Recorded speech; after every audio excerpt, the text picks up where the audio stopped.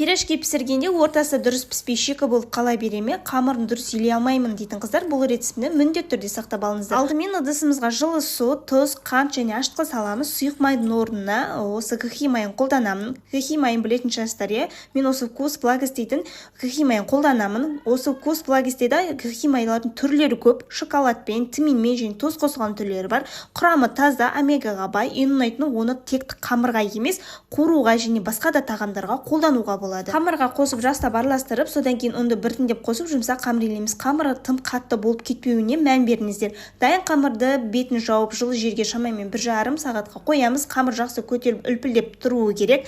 Мен салмасына қарапайым ғана піскен картопты қолдандым. Қамыр көтерілгеннен соң бірнеше бөлікке бөліп, әрқайсысын қолымызбен жайып, ортасына салмасын саламыз да шетін жақсылап жабамыз. Пирожкиді қуыруға да осы кхи майын қолдандым. Майды жақсылап қыздырамыз, кейін отты орташа деңгейге түсіреміз. Пирожкилерді екі жағын кезегімен қызартып әдемі болғанша пісіріп аламыз. Осы рецепт бойынша жасап көріңіздер, ал осында қарапайым әрі пайдалы рецепт ұнаса парақшама тіркеліп қойыңыздар.